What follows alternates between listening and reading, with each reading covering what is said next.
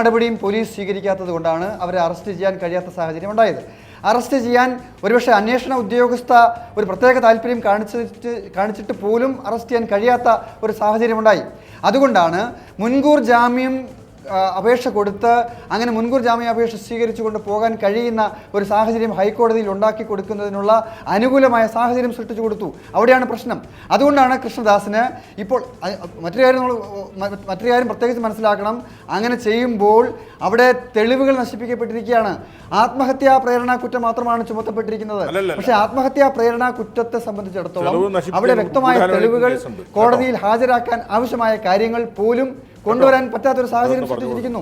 നമ്മൾ അവിടെ നേരത്തെ ഉണ്ടായിരുന്ന പബ്ലിക് പ്രോസിക്യൂട്ടർ മാനേജ്മെൻറ്റുമായും ഒത്തുകളിച്ചു എന്നതിൻ്റെ കാര്യങ്ങൾ പുറത്തു വന്നപ്പോഴാണ് പബ്ലിക് പ്രോസിക്യൂട്ടറെ മാറ്റണമെന്ന് ആവശ്യപ്പെട്ടത്. പക്ഷേ പുതിയ പബ്ലിക് പ്രോസിക്യൂട്ടർ വന്നിരിക്കുന്നു. പക്ഷേ ആ പുതിയ പബ്ലിക് പ്രോസിക്യൂട്ടർക്ക് അവിടെ നിർഭയമായി പ്രവർത്തിക്കാൻ ആവശ്യമായ സാഹചര്യം ഒരുക്കുന്നില്ല. എന്താണ് അങ്ങനെ ഒരു സംശയം ഉടലെടുക്കുന്നതിന് കാരണം?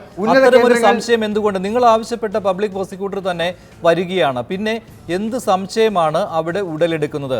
ആരാണ് ഇത്തരത്തിലുള്ള ഇടപെടലുകൾ നടത്തുന്നത്? അതായത് മഞ്ജുഷ ഇപ്പോൾ പറയുന്നത് മറ്റന്നാൾ 28-ാം തീയതി വീണ്ടും കേസ് പരിഗണിക്കുമ്പോൾ ശ്രീ ഉദയഭാനു ഹാജരാകണം എന്ന് ഞങ്ങൾ ആഗ്രഹിക്കുന്നു.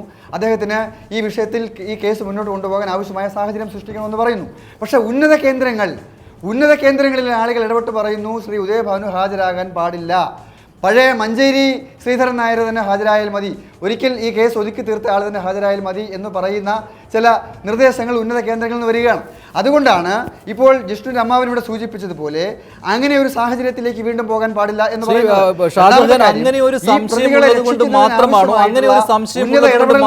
ഇന്ന് ജിഷ്ണുവിന്റെ അമ്മ മാധ്യമങ്ങളുടെ മുന്നിൽ വന്ന് ഇത്രയും കാര്യങ്ങൾ പറഞ്ഞത് ചൊവ്വാഴ്ചയ്ക്കകം, അതായത് ചൊവ്വാഴ്ചയാണല്ലോ മുൻകൂർ ജാമ്യാപേക്ഷ പരിഗണിക്കാൻ പോകുന്നത്. പ്രതികളെ പിടിച്ചില്ല എങ്കിൽ ബുധനാഴ്ച സെക്രട്ടേറിയറ്റിന് മുന്നിൽ സമരത്തിനായി എത്തുമെന്ന്.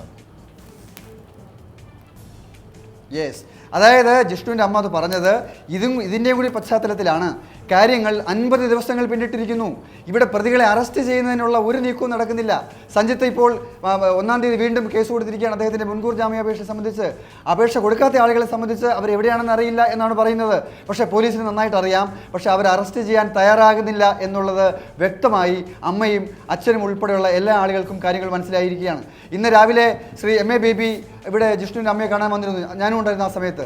അപ്പോൾ അവർ പറഞ്ഞു എന്തുകൊണ്ടാണ് പോലീസ് അല്ലെങ്കിൽ ഗവൺമെൻറ്റും പോലീസും പിന്നെ എല്ലാവരും ഒത്തുകളിക്കുന്നത് എന്ന ചോദ്യം അച്ഛൻ ചോദിക്കുകയുണ്ടായി. അതിന് ഉത്തരം പറയാൻ കഴിഞ്ഞില്ല. ചില പാളിച്ചകൾ പറ്റിയെന്ന് സമ്മതിച്ചില്ലേ MA ബേബി? അവിടെ ചില പാളിച്ചകൾ സർക്കാരിന് പറ്റിയെന്ന കാര്യം MA ബേബി സമ്മതിച്ചില്ലേ? പാളിച്ചകൾ പറ്റിയെന്ന് MA ബേബി സമ്മതിച്ചുകൊണ്ടായില്ല. പോരാ ആഭ്യന്തര വകുപ്പാണ് ഉത്തരം പറയേണ്ടുന്നത്.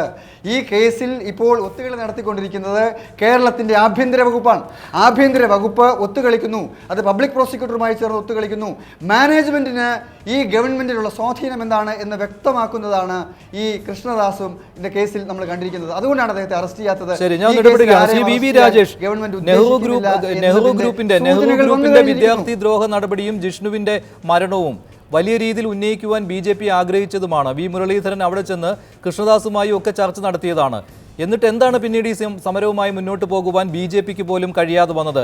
50 ദിവസം കഴിഞ്ഞു, ഒരു പ്രതിയെ പോലും അറസ്റ്റ് ചെയ്തിട്ടില്ല. ഇപ്പോൾ കുടുംബം സെക്രട്ടേറിയറ്റിലേക്ക് സമരം ചെയ്യുവാനായി വരാൻ പോവുകയാണ്. മഞ്ജുഷ്, BJPയുടെ സംസ്ഥാന ജനറൽ സെക്രട്ടറി അവിടെ ഉപവാസം നടത്തുകയും യുവമോർച്ച ശക്തമായ ABVP യുവമോർച്ച ശക്തമായ സമരം നെഹ്റു കോളേജിൽ നടത്തുകയും കണ്ടതല്ലേ? അത് വിദ്യാർത്ഥി സമരമായിരുന്നു. കോളേജ് തുറന്നതോടുകൂടി ആ സമരം പിൻവലിച്ച് വീട്ടിൽ പോയി. ഇനി ജിഷ്ണുവിന്റെ വധക്കേസിലെ പ്രതികളുമായിട്ടുള്ള ബന്ധപ്പെട്ട സമരങ്ങൾ ഈ വിഷയത്തിൽ ഞങ്ങൾ ഇതിന്റെ പിന്നാലെയുണ്ട്. പ്രത്യേകിച്ചും അവരുടെ കുടുംബം അന്വേഷണത്തിൽ വിശ്വാസം അർപ്പിച്ച് തന്നെയാണ് ഒരു ഘട്ടം വരെ പോയിരുന്നത്. ഇന്നാണ് ജിഷ്ണുവിൻ്റെ അമ്മ തന്നെ നേരിട്ട് വന്ന് ഇതിൽ ചില അഭിപ്രായ വ്യത്യാസങ്ങൾ പ്രകടിപ്പിച്ചത്. ആ കുടുംബം അതിന് മുന്നിട്ട് നിൽക്കുമ്പോഴേക്കും ഒരു രാഷ്ട്രീയ പാർട്ടി എന്നുള്ള നിലയ്ക്ക് അതിന് ശക്തമായ പിന്തുണ നൽകി വരാൻ പോകുന്ന ദിവസങ്ങൾ ഞങ്ങളുണ്ടാവും. ഞങ്ങൾ കഴിഞ്ഞ ദിവസങ്ങളിലും ഉണ്ടായിരുന്നു. ഇവിടെ നമ്മൾ ചർച്ച ചെയ്യാത്ത 1-2 പോയിന്റുകൂടി ഞാൻ ചൂണ്ടിക്കാട്ടിച്ചോട്ടെ. ഇന്ന് ജിഷ്ണുവിൻ്റെ അമ്മ നടത്തിയ പത്രസമ്മേളനം ഞാൻ കണ്ടു. അതിൽ അമ്മ പറഞ്ഞത് ആ അന്വേഷണ ഉദ്യോഗസ്ഥയിൽ അവർക്ക് സംശയമുള്ളതായിട്ട് എനിക്ക് തോന്നിയില്ല. പക്ഷേ ആ അന്വേഷണ ഉദ്യോഗസ്ഥയ്ക്ക് മതിയായ സഹായങ്ങൾ കൊടുക്കുന്നില്ല എന്ന് പറയുന്നു.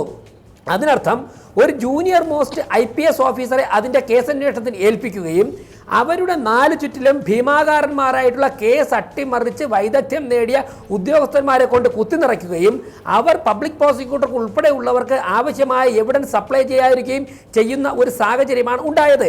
ഈ കേസ് അട്ടിമറിക്കപ്പെടുന്നു എന്ന് സംശയിക്കപ്പെടുന്നത് 3 സാഹചര്യങ്ങൾ. ഒന്ന്, തുടക്കത്തിൽ ചോരക്കറ ഉൾപ്പെടെയുള്ള എവിഡൻസ് കളക്ട് ചെയ്തതിൽ ഉണ്ടായ അപാകത. മറ്റൊന്ന്, കിരൺ നായർക്ക് അസിസ്റ്റൻസ് കിട്ടാത്തത്. മൂന്നാമത്തെ കാര്യം, ഈ കൃഷ്ണദാസ് ഹൈക്കോടതിയിൽ മുൻകൂർ ജാമ്യ അപേക്ഷ സമർപ്പിച്ച സമയത്ത് അദ്ദേഹത്തിന് ജില്ലാ കളക്ടർ വിളിച്ച ഒരു യോഗത്തിൽ പങ്കെടുക്കണം എന്ന് പറഞ്ഞുകൊണ്ട് ഒരു ഫോർജ്ഡ് ഡോക്യുമെന്റ് അവിടെ കാണിച്ചു. അതായത് ആ സമർപ്പിക്കുന്നതിന് ദിവസം ജില്ലാ കളക്ടർ വിളിച്ച യോഗം അത് ആർഗ്യൂ ചെയ്യുന്ന ദിവസം കഴിഞ്ഞിരുന്നു. എന്നാൽ ഈ മഞ്ചേരി ശ്രീധരൻ നായർ എന്ന് പറയുന്ന കേരള ഗവൺമെന്റ് അഭിഭാഷകൻ പ്രതിഭാഗം കൊടുത്ത രേഖയുടെ ഒരു കോപ്പി വാങ്ങിയൊന്നും നോക്കാൻ പോലും അദ്ദേഹം തയ്യാറായില്ല. ശ്രീ അഡ്വക്കേറ്റ് ആന്റണി രാജുവിന് അറിയാമല്ലോ, മജിസ്ട്രേറ്റ് കോടതിയിലാണെങ്കിൽ പോലും ഒരു ജാമ്യാപേക്ഷ സമർപ്പിക്കുമ്പോൾ നമ്മൾ ഗവൺമെന്റ് വക്കീലിന് അതിന്റെ ഒരു കോപ്പി കൊടുക്കണം. അതോടൊപ്പം ശ്രീ ആന്റണി രാജു ഒരു കാര്യം കൂടി ഉന്നയിച്ചു, അതിലെന്തെങ്കിലും അല്ലല്ല ശ്രീ വി വി രാജേഷ്, ഇപ്പോൾ കൃഷ്ണദാസിന്റെ അറസ്റ്റ് ഹൈക്കോടതി തടഞ്ഞിരിക്കുകയാണല്ലോ.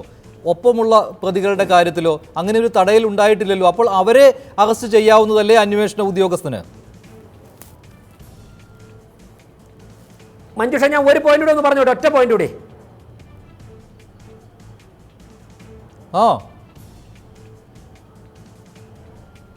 അതായത് ശ്രീ ആന്റണി രാജു വളരെ ആർജവത്തോടു കൂടി പറഞ്ഞല്ലോ, കോടതിക്കകത്ത് കയറി നടിയെ ആക്രമിച്ച കേസിലെ പ്രതികളെ കേരള പോലീസ് പിടിച്ചല്ലോ, അഭിനന്ദിക്കണ്ടേ. എന്റെ ആ കേരള പോലീസിന്റെ ആർജവം അതിന് മാസങ്ങൾക്ക് മുമ്പ് നടന്ന ജിഷ്ണു പ്രണോയുടെ കേസിൽ ഉണ്ടായില്ല. ഈ 4 പേർ അവിടെ വിഹരിക്കുന്നുണ്ടല്ലോ. അവിടെയാണ് ഈ ഹൈക്കോടതി സ്റ്റേ പറയുന്നത്. ഇപ്പോൾ ആന്റണി രാജു പറയുന്നത് പക്ഷേ കൃഷ്ണദാസിന്റെ കാര്യത്തിൽ മാത്രമാണല്ലോ.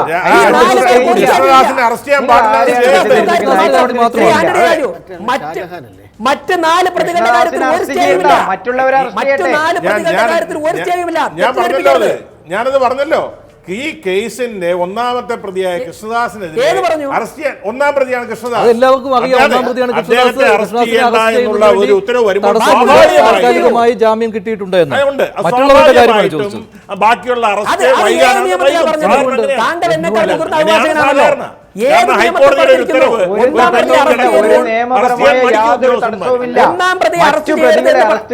യാതൊരു തടസ്സവുമില്ല.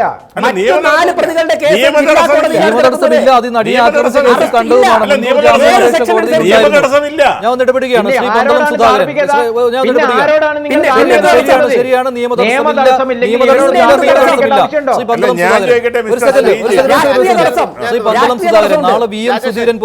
നാളെ VM സുധീരൻ പോവുകയാണല്ലോ.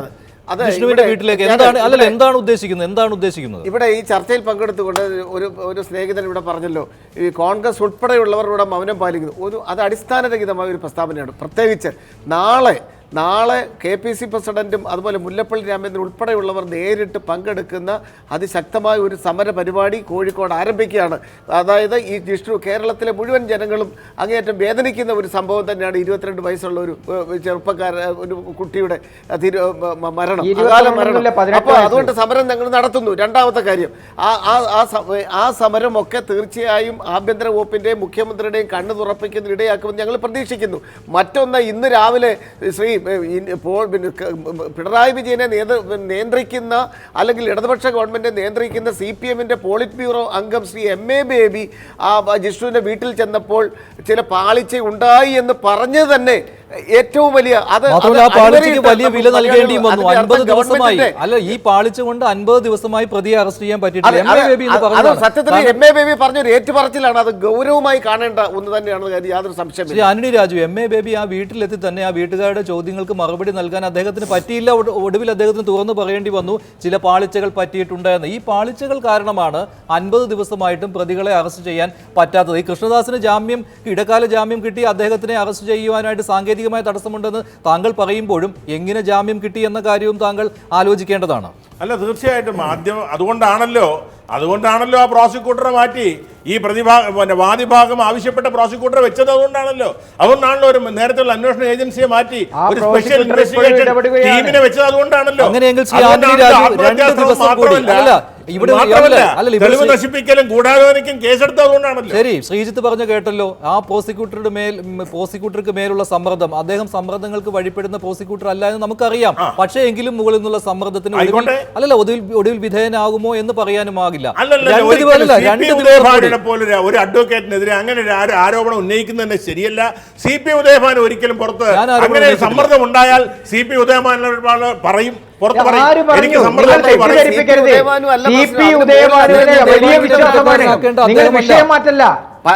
അല്ല. CP ഉദയഭാനുവിന് സ്വതന്ത്രമായി CP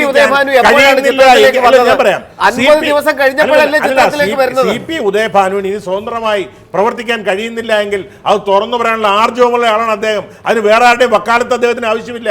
പന്തളം സുധാകരൻ ചോദിച്ച ഒരു കാര്യമുണ്ട്. ഈ CP ഉദയഭാനു ഒക്കെ ചിത്രത്തിലേക്ക് വന്നത് എപ്പോഴാണെന്ന്. അദ്ദേഹത്തിന് ഇനി ഈ കേസൊക്കെ പഠിച്ചിട്ട് ഈ മുൻകൂർ ജാമ്യാപേക്ഷയിൽ ഹാജരാകേണ്ടത് ഇനി 2 ദിവസം.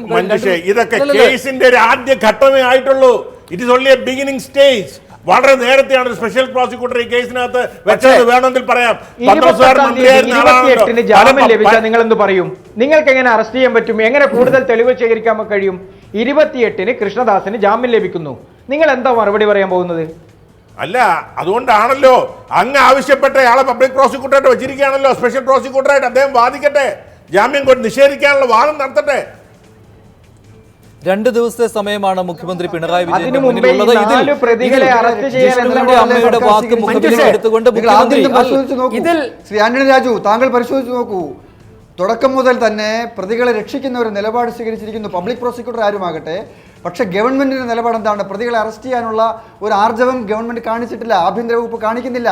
അതുകൊണ്ടാണ് ഇന്ന് അമ്മയ്ക്ക് തുറന്ന് പറയേണ്ടി വന്നത്, അറസ്റ്റ് ചെയ്തതിന് ശേഷം വീട്ടിൽ വന്നാൽ മതി എന്ന് പറയേണ്ടി വന്ന ഒരു സാഹചര്യം എന്താണ്? അല്ല ഷാജിർ ഖാൻ അതുകൊണ്ടാണ് ഗവൺമെന്റ് ആ അന്വേഷണ ഉദ്യോഗസ്ഥന്മാരെ മാറ്റി IPS റാങ്കിലുള്ള ഒരു ASP നേതൃത്വത്തിലുള്ള ഒരു സ്പെഷ്യൽ ഇൻവെസ്റ്റിഗേഷൻ ടീമിനെ വെച്ചതും വാദിഭാഗം ആവശ്യപ്പെട്ട ആളെ പബ്ലിക് പ്രോസിക്യൂട്ടറൊക്കെ വെച്ചുള്ള ആർജവം കാണിച്ചത് അതുകൊണ്ടാണ്. ഏറ്റവും ഒടുവിൽ കോടതി ചോദിച്ചിരിക്കുന്ന ചോദ്യം ഈ ആത്മഹത്യാ പ്രേരണ കുറ്റം നിലനിൽക്കുമോ എന്നാണ്.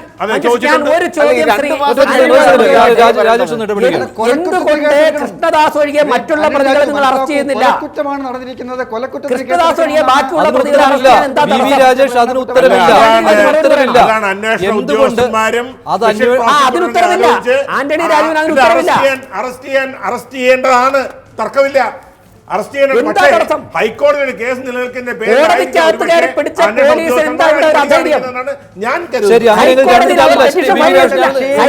ഇടവേളയിലേക്ക് പോകുന്നത്. അതുകൊണ്ടാണ് 2 ദിവസത്തെ സാവകാശമാണ് മുഖ്യമന്ത്രി പിണറായി വിജയന് മുന്നിൽ ഉണ്ടായിരിക്കുന്നത്. കൃഷ്ണദാസിനെ രക്ഷപ്പെടുത്താനുള്ള നീക്കം തടയാൻ മുഖ്യമന്ത്രി ഈ 2 ദിവസത്തിനുള്ളിൽ ഇടപെടുമോ? ഇടവേളയ്ക്ക് ശേഷം